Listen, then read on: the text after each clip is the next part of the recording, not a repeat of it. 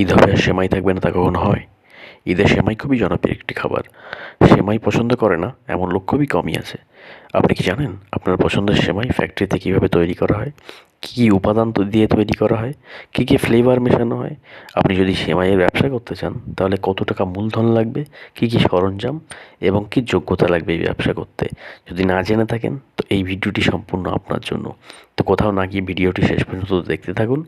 ভিডিওটি ভালো লাগলে অবশ্যই লাইক করুন, চ্যানেলটিকে সাবস্ক্রাইব করুন এবং বেল আইকনটিতে ক্লিক করুন এবং ভিডিওটি বন্ধুদের সাথে শেয়ার করে ইনফরমেশনটি দেওয়ার চেষ্টা করুন।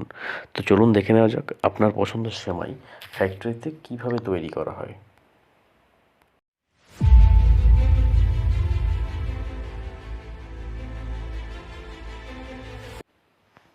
প্রথমত বাজার থেকে আপনাকে ভালো কোয়ালিটির ময়দা আনতে হবে।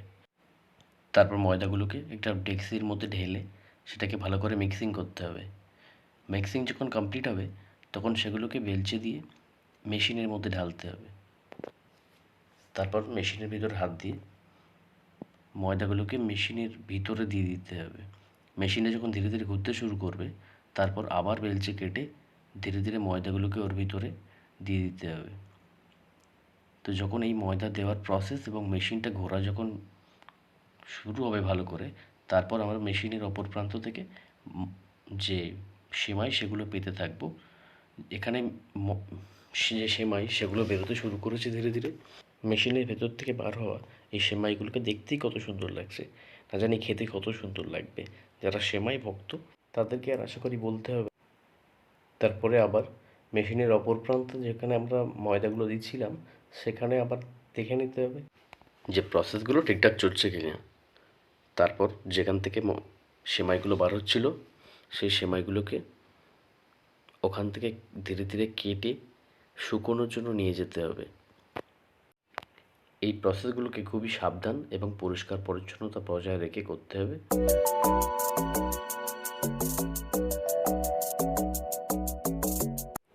এই ব্যবসা খুবই একটা লাভজনক ব্যবসা, এর একটি সিজন ব্যবসা। তো কেউ যদি এই ব্যবসাটি করতে চায় তাহলে তার মিনিমাম 70 থেকে 1 লাখ টাকা মূলধন লাগবে এবং তার যদি মার্কেটিং নলেজ থাকে, কীভাবে বেচতে হবে সেটা যদি সে জানে, তাহলে তার জন্য এই ব্যবসাটি খুবই একটা লাভজনক ব্যবসা। তো আপনি যদি এই রমজান মাসে বা যে কোনো সময় এই ধরনের ব্যবসা করতে পারেন তাহলে আপনি একটা হিউজ অ্যামাউন্ট লাভ করতে পারবেন। আমরা আবার একবার চেক করে নেব যে মেশিনে যে ময়দাগুলো দিচ্ছিলাম যে সেই প্রসেসটা ঠিকঠাক চলছে কিনা। তো যখন আমরা স্যাটিসফাইড যে ঠিকঠাক চলছে, তারপর যেখান থেকে সেমাইগুলো বেরোচ্ছিলো সেই সেমাইগুলো যখন ধীরে ধীরে বাড়তে বাড়তে একটা পর্যায়ে চলে যাবে তখন সেমাইগুলোকে আমরা কেটে নেব এবং কাটার পরে এগুলোকে রোদে শুকোনোর জন্য নিয়ে যাব।